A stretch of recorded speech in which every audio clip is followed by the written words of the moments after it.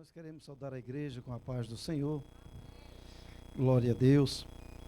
Vamos estar, sem mais delongas, hoje nós temos a celebração da Santa Ceia do Senhor e gostaria de compartilhar um trecho que está na Bíblia Sagrada, na carta de Paulo aos Romanos, capítulo 12, verso de número 11. Os irmãos podem acompanhar por aqui, pela televisão.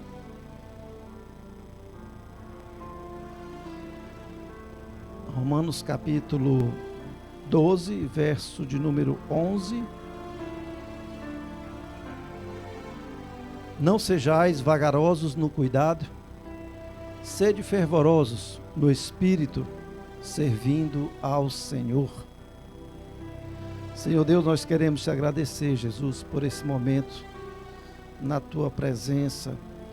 Queremos te agradecer, meu Pai, pela oportunidade que o Senhor nos deu de estarmos mais uma vez na tua casa, para que nós prestemos a ti, ó Deus, um culto de louvor e adoração. Queremos te pedir, Senhor, que o Senhor não olhe para as nossas falhas, para os nossos erros, nem tampouco para os nossos pecados, mas que o Senhor nesse momento venha olhar para nós com o teu olhar de misericórdia, e que possa, ó Deus, com esse olhar nos transformar a cada dia, que possa através desse olhar, ó Deus, tirar de nós tudo que não te agrada, tudo que não vem de ti, e que a cada dia, Senhor, nós possamos ser verdadeiros cristãos, que nós possamos dar verdadeiro exemplo daquilo que o Senhor nos ensinou, que a tua pessoa possa ser vista através de nós, meu Deus. Não deixa que nós venhamos a ser motivo de escândalo da tua palavra, mas que através do nosso testemunho de vida as pessoas possam entender que existe alguém que pode mudar a situação, que existe alguém que pode transformar do pior para o melhor. E essa fé, ó Deus, essa convicção, nós só teremos a partir do momento que nós colocarmos em Ti, em que nós depositarmos totalmente em Ti a nossa fé. Que nós aprendamos, ó Deus, a cada dia, colocar em Ti cada vez mais a nossa confiança. Meu Deus, eu te louvo, Deus, pela tua bondade. Eu te louvo, Senhor, pela tua misericórdia para conosco. Muito obrigado, ó Deus. Não existe palavra para nós agradecermos o quanto o Senhor tem sido bom para conosco. Obrigado, Pai. Não merecemos nada disso, mas mesmo assim o Senhor tem sido bom para conosco. Nós queremos nesta manhã, ó Deus, em que nós vinemos a esta casa de oração para te adorar, Senhor. Nós queremos prestar a Ti, ó Deus, o nosso verdadeiro culto. Que o Teu Santo Espírito, ó Pai, possa trabalhar poderosamente no coração dos Teus filhos aqui presentes, como também aqueles que estão acompanhando este culto pela internet. Ó meu Deus, Tu és o Deus de perto, Tu és o Deus de longe, Tu és o Deus que opera em todos os lugares. Por isso nós te pedimos, continua, Deus, a cuidar de nós. Que o Teu Espírito possa trabalhar livremente nos corações desta manhã. É em nome de Jesus, o Teu Filho, que nós te oramos e que neste momento, por fé, já te agradecemos, agora e para sempre. Amém. Glória a Deus.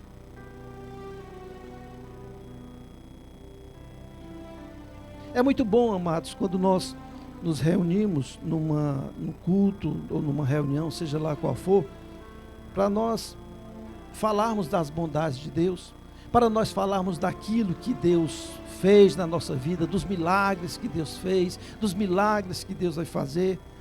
É o momento em que nós nos alegramos na presença de Deus, é o momento em que nós realmente gostamos de participar. Mas não basta só estar na igreja, não basta vir e só se alegrar quando um pregador, uma pregadora traz uma mensagem de fogo. Isso é muito bom, é bem verdade. Mas a Bíblia nos ensina que nós também precisamos, além de tudo isso, sermos membro do corpo de Cristo. E para que eu seja membro do corpo de Cristo, eu também preciso fazer a minha parte. Às vezes nós achamos que é só Deus que tem que fazer a parte dele. Achamos que é só: venha a nós o vosso reino. Nós estamos sempre querendo, sempre pedindo, sempre esperando. Mas às vezes também nós esquecemos de fazer uma pergunta: e nós? O que é que nós temos dado para Deus? A nossa parte, será que nós temos feito? Querer de Deus todo mundo quer. Se eu perguntar aqui quem quer ser abençoado, todo mundo vai levantar a mão. Eu vou ser o primeiro. Mas será que nós queremos pagar o preço por esta bênção? Eis o questionamento desta manhã. O que eu sou na igreja? Talvez o que eu vou falar aqui, eu não sei se nem todo mundo vai gostar. Mas nem sempre, às vezes, a gente pode falar somente o que as pessoas querem e gostam de ouvir. Precisamos, às vezes, falar palavras que são necessárias. O bom amigo não é aquele que concorda sempre com tudo que você faz, diz sempre amém para tudo.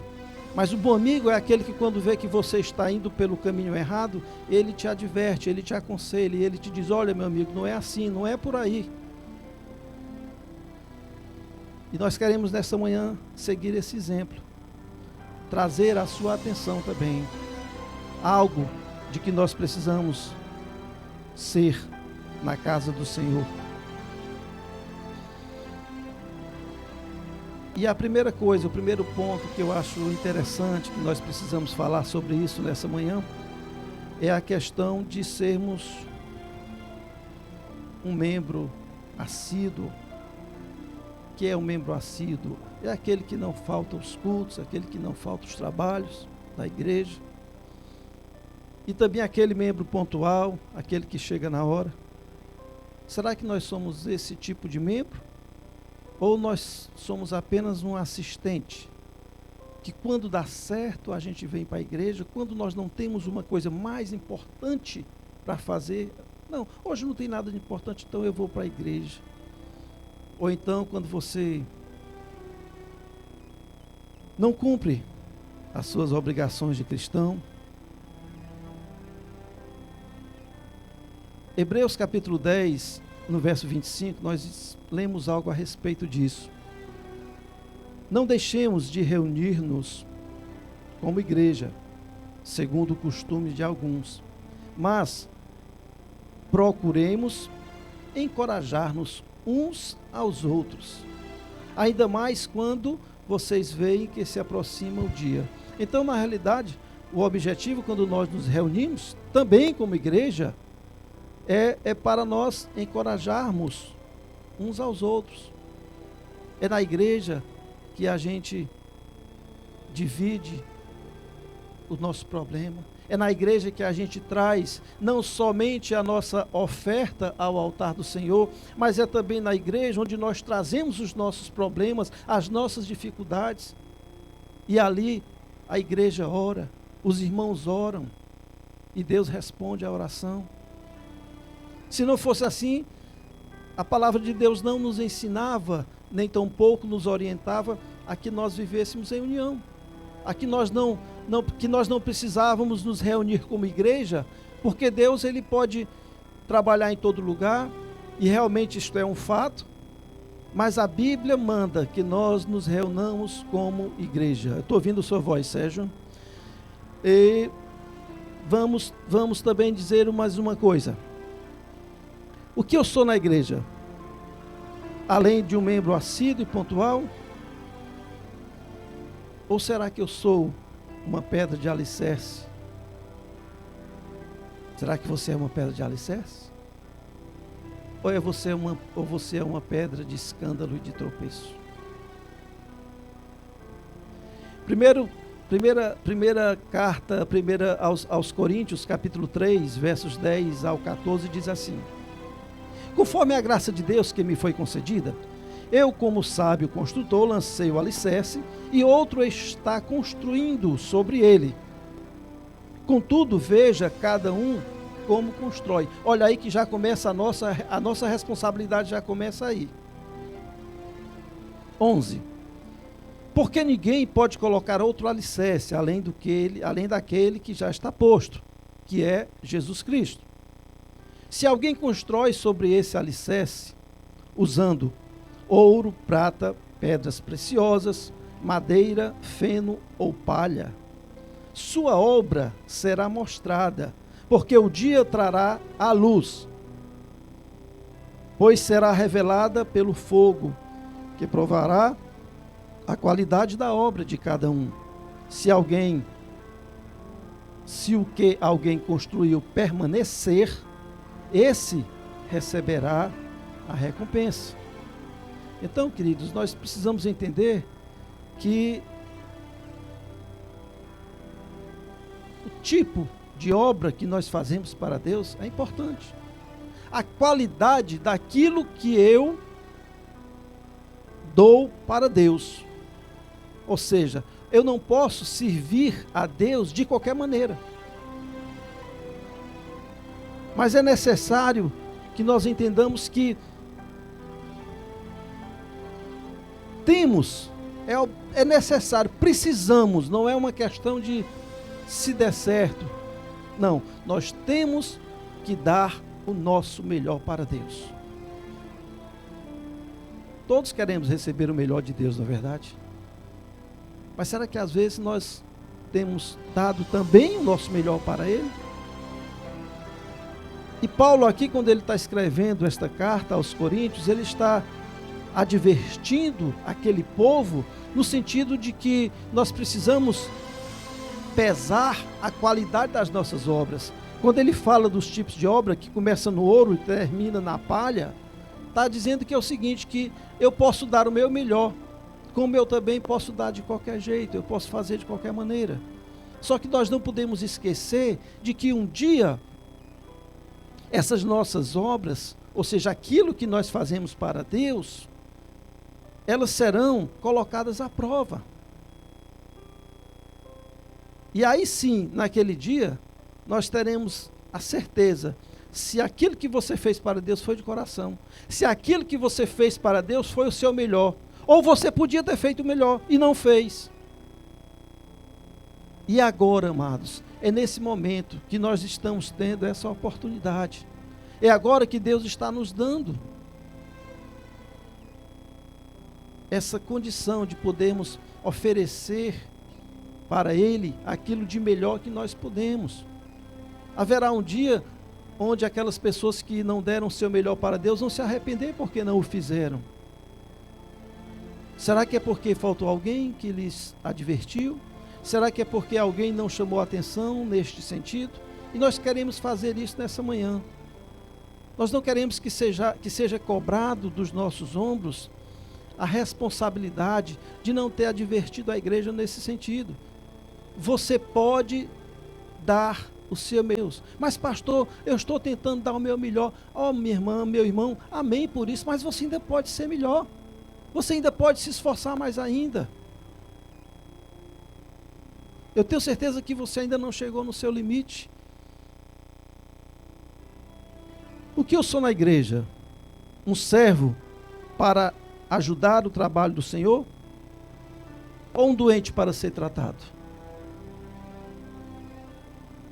É bem verdade, muitas vezes nós chegamos na igreja, a igreja tem vários títulos, né? Dentre esses títulos, a igreja é também um hospital, onde as pessoas chegam, adentram com problemas, doentes, mas aqui elas são curadas, elas são tratadas.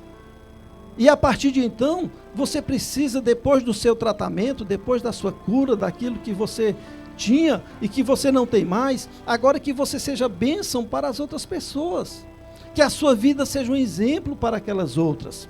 Que as outras pessoas, ao chegarem na igreja, possam ver que você é uma pessoa mudada, uma pessoa diferente, uma pessoa que foi transformada pelo poder do Espírito Santo de Deus, e que através da sua vida, aquela pessoa possa se sentir encorajada a dizer, puxa vida, assim como Deus fez na vida daquela pessoa, vai poder fazer na minha também. Mas nós não podemos entrar numa igreja, trazer nossos problemas e vivemos eternamente naquela situação. Precisa haver uma mudança. E para que haja uma mudança externa, para que as pessoas possam ver algo de diferente em nós, é necessário que primeiro haja uma mudança interior.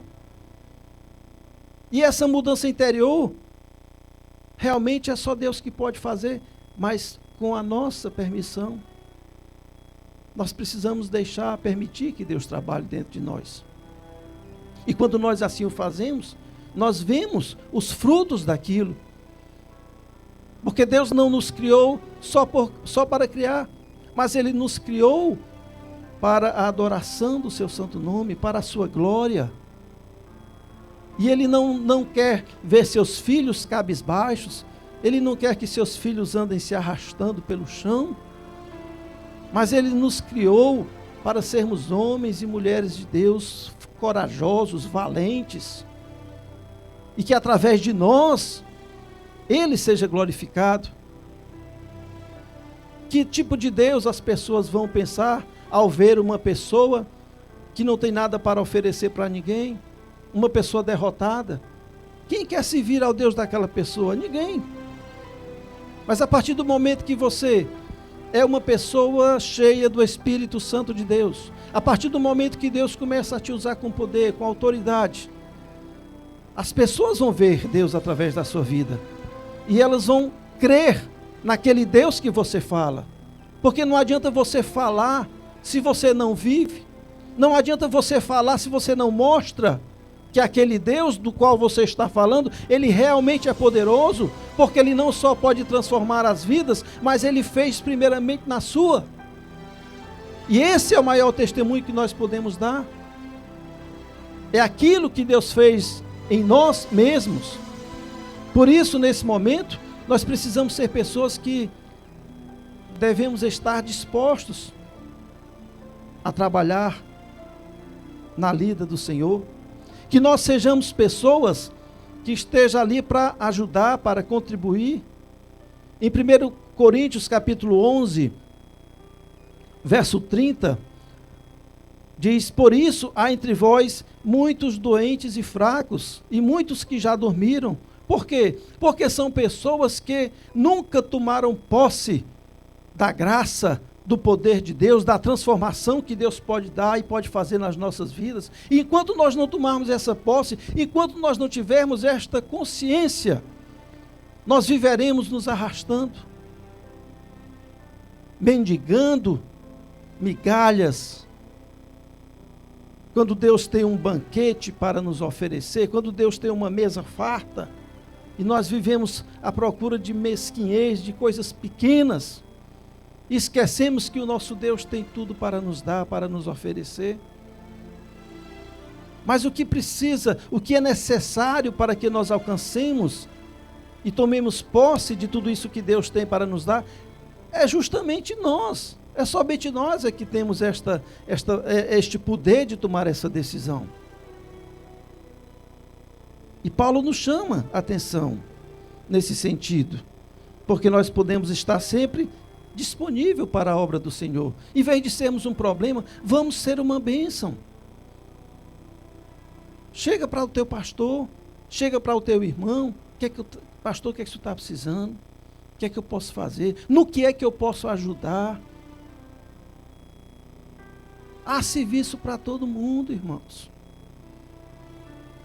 Mas se você não se colocar à disposição, o pastor não vai chegar e não vai ficar pedindo, não. Você aqui precisa chegar e se colocar à disposição. Teu irmão está precisando também, se coloca à disposição para ajudar. Se ele está passando, muitas vezes, nós até sabemos tem irmãos que estão passando por necessidade, muitas vezes material na igreja, e não falam. Então, se você sabe que o teu irmão está nessa situação, chega para o pastor, chega para outra pessoa, para a mulher do pastor, e olha, nosso irmão, nossa irmã está passando assim, por essa dificuldade, vamos ajudá-lo? Vamos. A igreja é para isso. Mas se ninguém falar, ninguém vai saber. Eu, particularmente, conheço pessoas de outra igreja que estão passando problemas sérios. Mas eu não sei se o pastor daquela igreja sabe disso.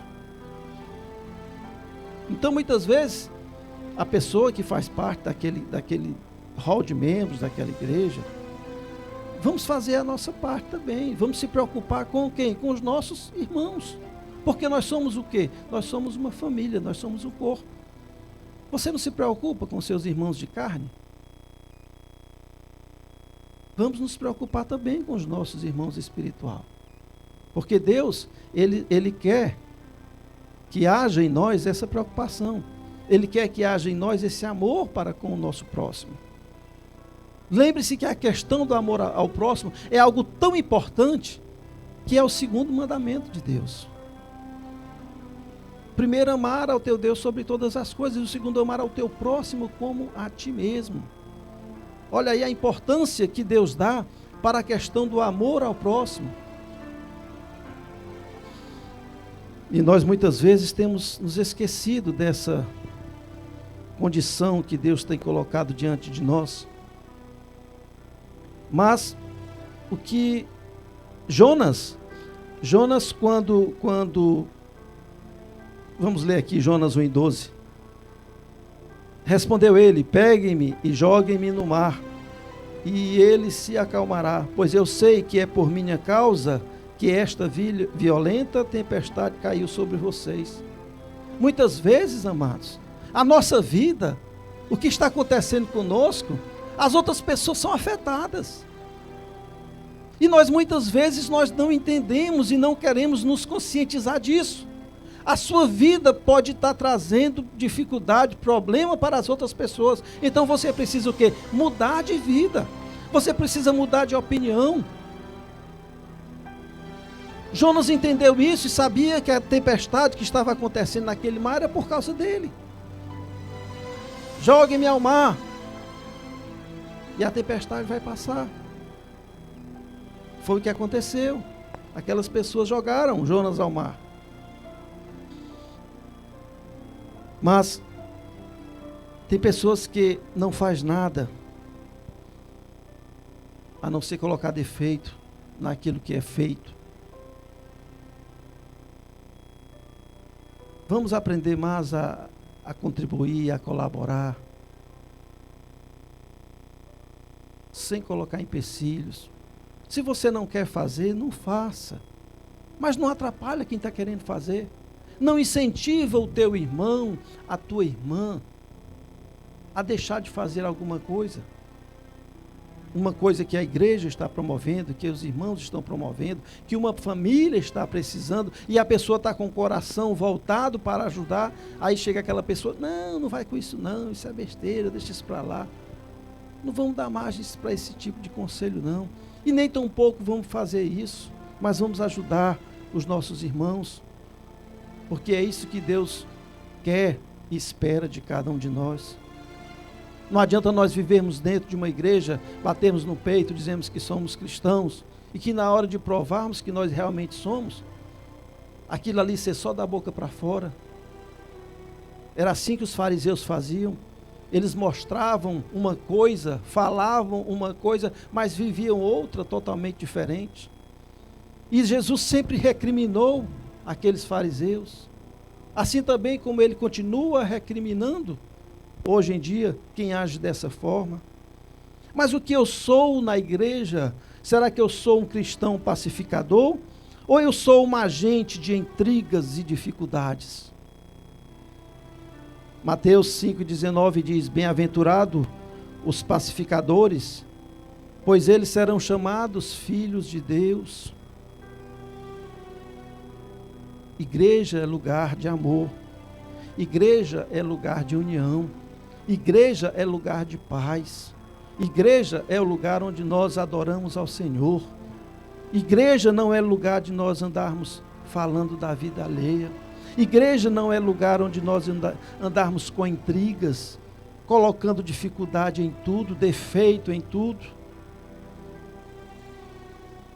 Se nós estamos numa igreja, se a nossa igreja é igual ao mundo, então que mudança houve na nossa vida? De que adiantou? Se nós nos dispomos a participar de uma igreja, de uma comunidade, e que esta comunidade se diz cristã, Precisamos agir como cristãos.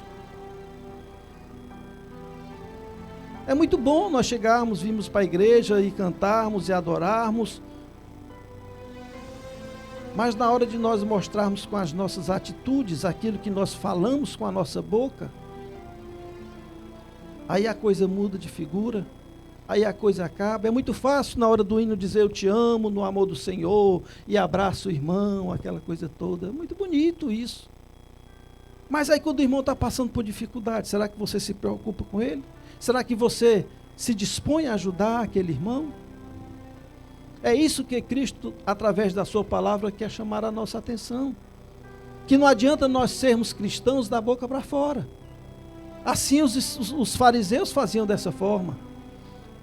E Jesus recriminava constantemente aqueles homens, porque ele não concorda com esse tipo de doutrina.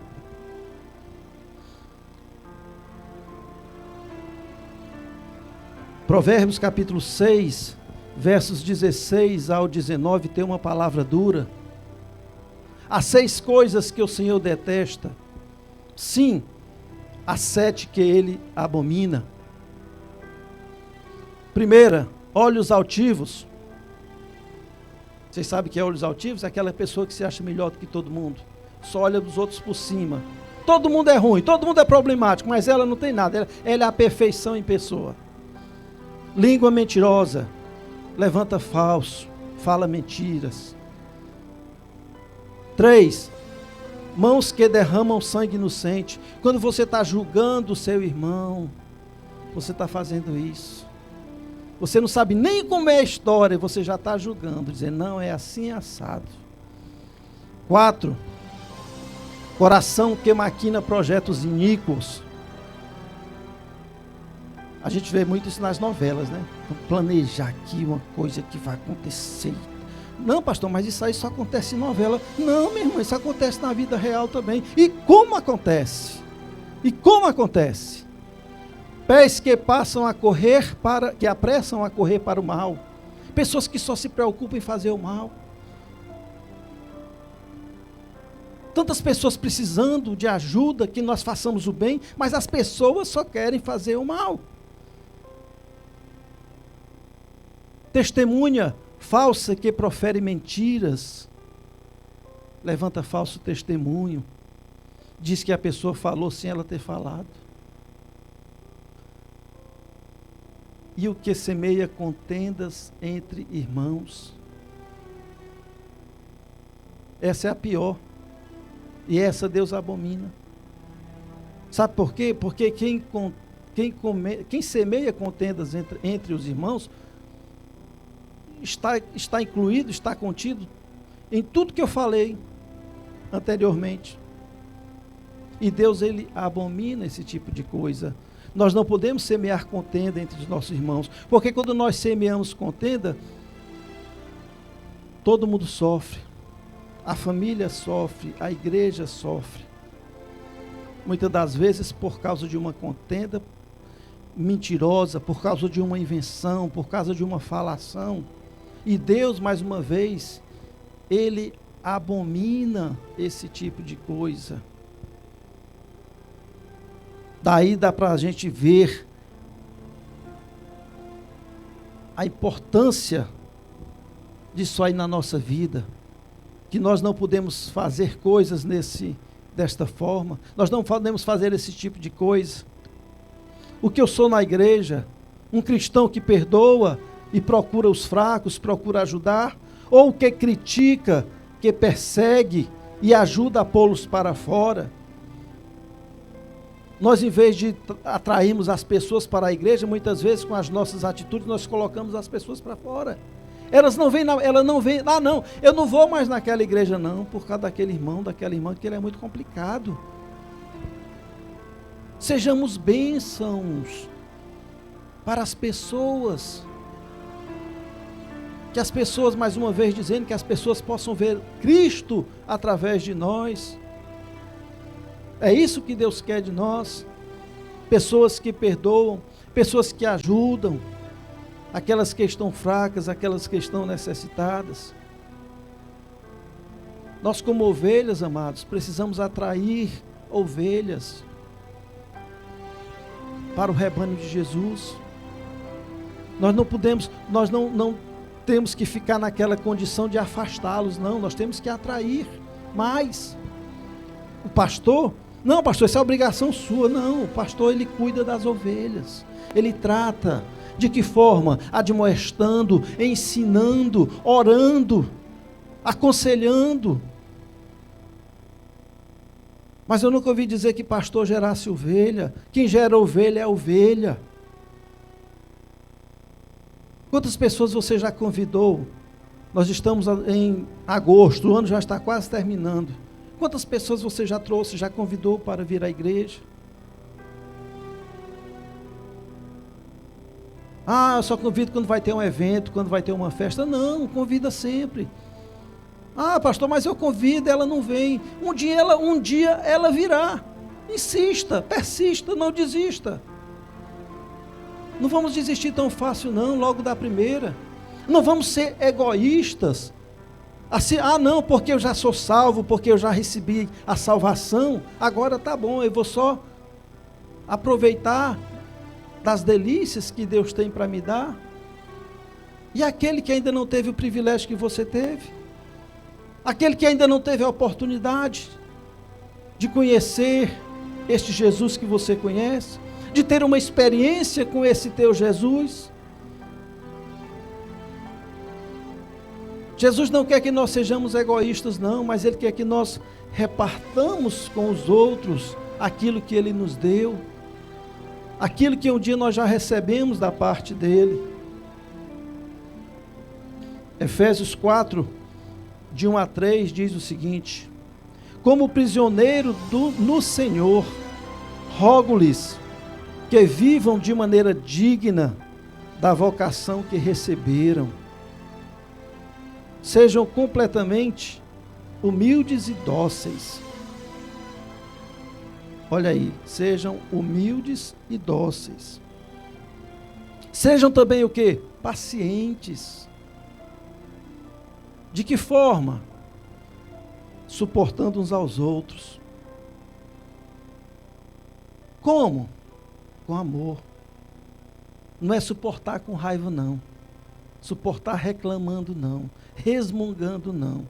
É com amor. Eu não suporto aquele irmão. Eu não suporto aquela irmã. Mas tem que suportar. A palavra de Deus nos ensina nesse sentido. E o que tem que prevalecer na nossa vida não é o meu querer, não é o seu querer, mas o que tem que prevalecer é a palavra de Deus. E essa palavra nos ensina dessa forma, que precisamos suportar uns aos outros com amor. Continuando. 3. Façam todo... Essa tradução talvez tenha alguma coisa diferente, mas que é a mesma coisa. Façam todos esforço para conservar a unidade do Espírito, pelo vínculo da paz. Se não houver paz, se não houver amor, o Espírito Santo não vai encontrar um lugar onde ele possa se manifestar. Ou você acha que o Espírito Santo vai se manifestar, vai viver no meio onde só há contenda, onde só há confusão, onde ninguém suporta ninguém, onde todos estão brigando toda hora, onde todos estão falando um dos outros? Não, o Espírito Santo não está nesse negócio, não.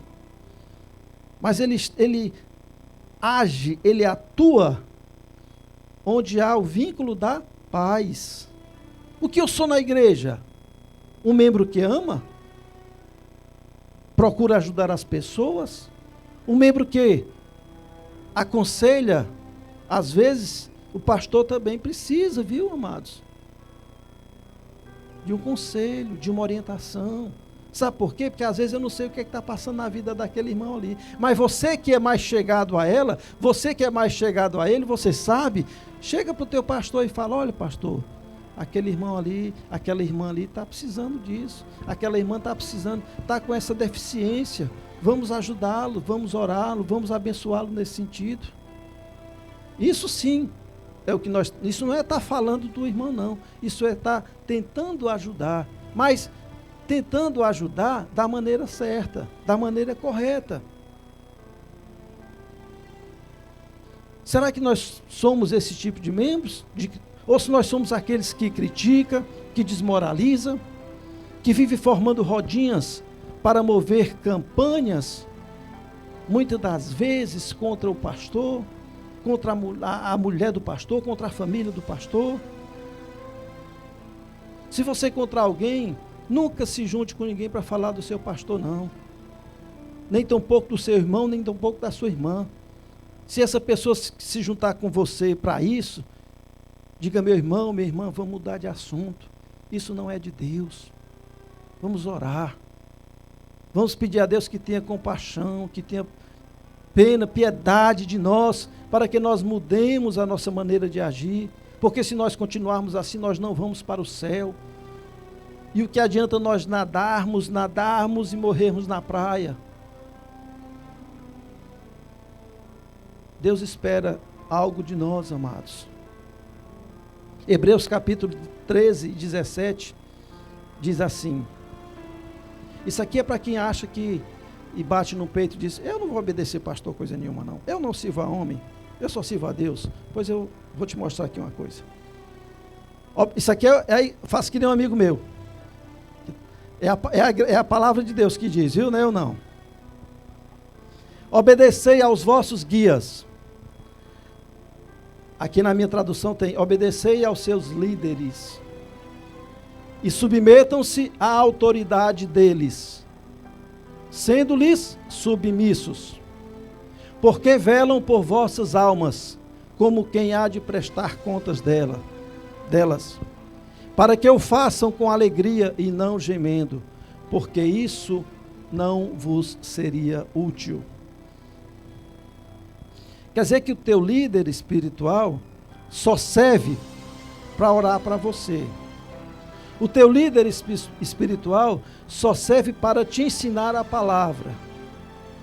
Só serve para te aconselhar. Mas quando é na hora de você ser submissa a ele, quando é na hora de você ser obediente a ele, eu não sirvo a homem. Tem que servir o homem sim, viu? É a palavra de Deus que está dizendo. E se nós não fizermos isso, nós estamos fora da palavra de Deus. E quando nós estamos fora da palavra de Deus, o amor de Deus não está em nós. Nós temos que estar debaixo de uma autoridade espiritual, amados. Precisamos. Não é porque queremos ser melhor do que ninguém, mas é porque é uma necessidade. Nós temos que ter alguém que esteja nos cobrindo de oração. Temos que ter uma cobertura espiritual.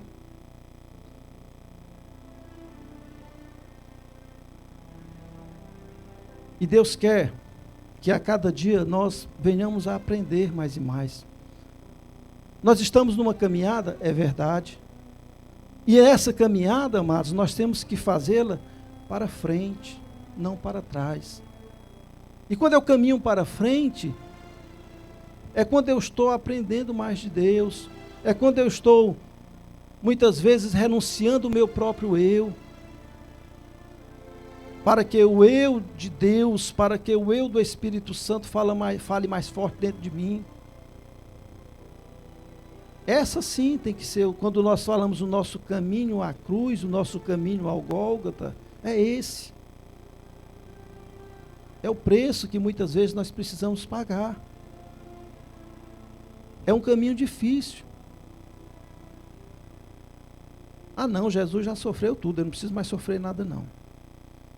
Temos que pagar o preço também, amados. Uma vez salvo, né? Salvo para sempre. Não, não é assim não.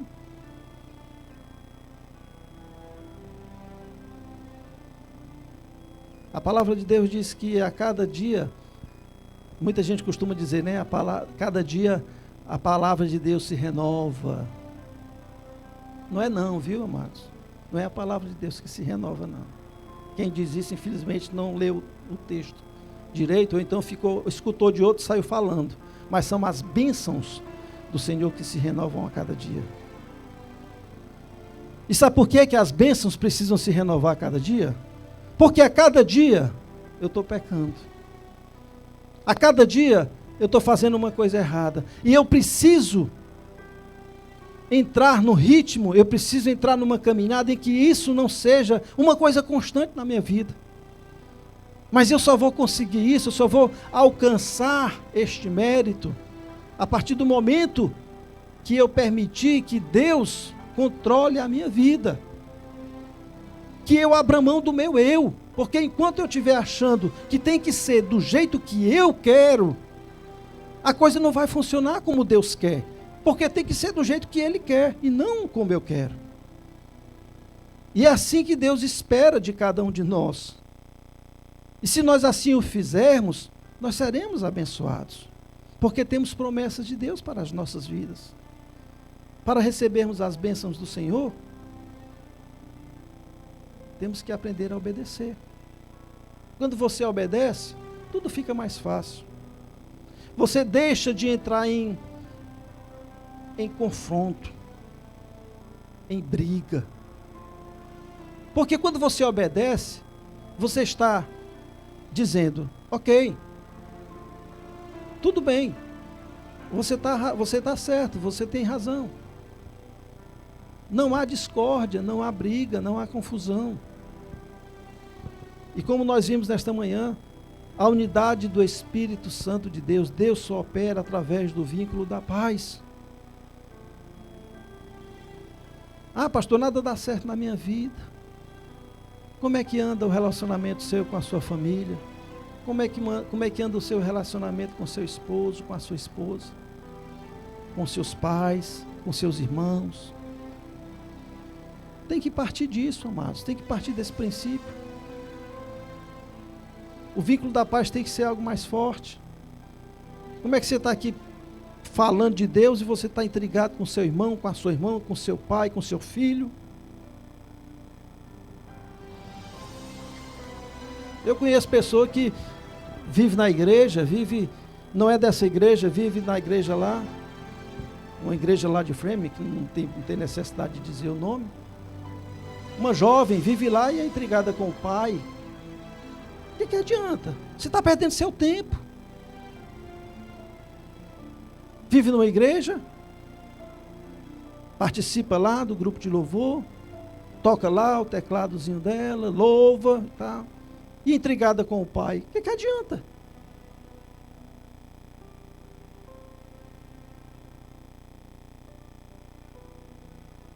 Precisamos ter o amor. O amor tem que ser o elo mais forte, que venha nos unir. Se não tiver amor, nada acontece. O amor tudo suporta. Ah, o que é que me faz suportar, aceitar os meus irmãos? Aquele meu irmão, puxa vida, pensa num sujeitinho complicado. É aquele meu irmão. Aquela minha irmã, meu Deus, mas eu tenho que aceitar do jeito que ela é. E o que é que me faz aceitar? É eu ser uma pessoa boa? Não, que ninguém é bom. Jesus disse, ninguém é bom. Mas o que nos faz aceitar é o Espírito de Deus na nossa vida.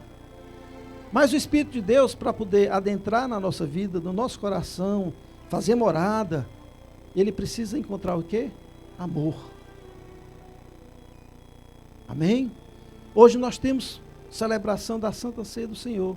Que nós possamos aprender que a base de tudo é o amor. E que o amor começa entre os nossos irmãos. E nós possamos aproveitar esta oportunidade que Deus está colocando diante de nós nesta manhã.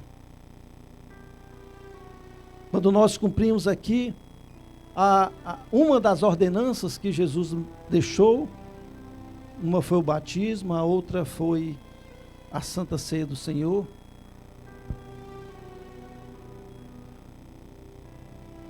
Que você possa refletir. Ah, não, pastor, eu não vou tomar minha ceia não, porque eu não estou bem, eu não estou preparada. Minha irmã, pois o momento mais certo, mais ideal, mais adequado para você se preparar é agora. Se tem alguma coisa na tua vida que está atrapalhando, que está te entristecendo, você está diante da presença de Deus. Que você possa agora pedir perdão ao teu Deus. e não deixar com que nada seja empecilho para que você tenha comunhão com teu Pai. Às vezes nós mesmos colocamos os empecilhos na nossa vida. Ah, não, porque eu fiz isso. E às vezes nós nos esquecemos de que se nós pedirmos perdão, se houver um arrependimento verdadeiro, de coração, Deus está ali pronto para nos perdoar. Muitas das vezes, nós é que não nos perdoamos, nós nos julgamos a nós mesmos e já damos a sentença. Não, eu não vou participar da ceia. Quem somos nós para darmos esse decreto? Mas aproveita a oportunidade que Deus está te dando nessa manhã e participa da ceia do Senhor. Eu vou convidar aqui o nosso obreiro aqui, evangelista Fábio, e o diácono Nélio, Elias. Venham, porque vai ser bênção. Porque você vai estar incentivando, você vai estar apoiando aquele trabalho de jovens. Isso é importante. Quando você faz uma festa, você não gosta que todo mundo vá, todo mundo participe, né? Que todo mundo apoie. Pois é. Então, é importante. Porque o nome de Deus também vai estar sendo glorificado. E vai ser mais uma oportunidade que Deus está nos dando de adorar o seu nome. De cultuá-lo. Tá bom? Então não deixe de vir não. Venha. Mas venha mesmo. Não faça só dizer que vem e não vem não. Venha mesmo. Tá certo? Próximo sábado, 7 horas da noite aqui. E no domingo, às 10 horas da manhã, nós teremos o nosso culto de adoração ao nosso Deus. No dia 14, né? Aí nós temos o culto do dia 21. E o último sábado, quando é? É esse já? O último domingo? É o 21? Alguém tem calendário aí? Quando é o último culto? É o 28? 28, né? Então nós estávamos pensando, eu ali a missionária, a gente estava conversando e pedi aqui a permissão dela para a gente fazer o culto das mulheres no terceiro domingo, dia 21, ok? Porque aí no dia 28 nós vamos ter o nosso culto de ação de graças pela passagem do meu aniversário, não só do meu, mas também de todos os irmãos que aniversariaram durante esse mês de julho, né? E aí nós vamos estar comemorando, vamos estar convidando alguns amigos para se fazerem presentes aqui conosco. E aí nós teremos. Por quê? Ah, pastor, por que você não faz no terceiro e deixa o culto das mulheres mesmo por 4? Porque fica muito em cima para a gente providenciar, para que as pessoas venham, porque geralmente todo mundo já tem seus compromissos. E eu já estou achando já muito em cima, né? Apesar de já comecei a convidar algumas pessoas, mas já está muito em cima. Daí o motivo, nós estaremos então antecipando o culto das mulheres para o dia 21. Então, exclusivamente nesse mês de agosto, será no terceiro domingo. Amém? E no último domingo nós teremos o nosso culto aqui de ação de graça, pela nossa passagem de aniversário. Amém? Então nós queremos, desde já, contar com a presença de todos vocês. E na sexta-feira sexta-feira próxima agora, teremos nosso culto de instrução. Estamos, como já disse, estamos estudando o livro de Mateus, tem sido uma bênção. Temos aprendido coisas realmente que jamais você imaginaria que existisse, né? Se lê assim tão rápido, mas quando você começa a analisar versículo por versículo, nós vemos ali que cada versículo ali tem uma história, cada versículo fala uma coisa para a igreja, cada versículo fala para o povo de Deus, para o povo de Israel, para nós que somos o Israel de Deus. Então, se você puder vir, venha. Com certeza vai ser bênção. Às vezes eu conheço pessoas aí, eu quero fazer um curso de teologia. Você tem um estudo bíblico na igreja, ensinando versículo por versículo, a pessoa não vem. E quer fazer um curso de teologia. Por aí você imagina, né? Olha a disparidade. Então, vamos começar primeiro engateando, vamos começar primeiro. Depois aí a gente começa a andar, correr, pular. Mas tudo tem o seu tempo, né? Então Deus tem tem nos ensinado dessa forma. E então, sexta-feira, 7h30 da noite, nós estaremos aqui, se Deus quiser. Amém? No sábado, culto de jovens, e domingo, nosso culto de louvor e adoração. Há algum aviso que eu esqueci de dar? Penso que não, né? Vamos ficar de pé então.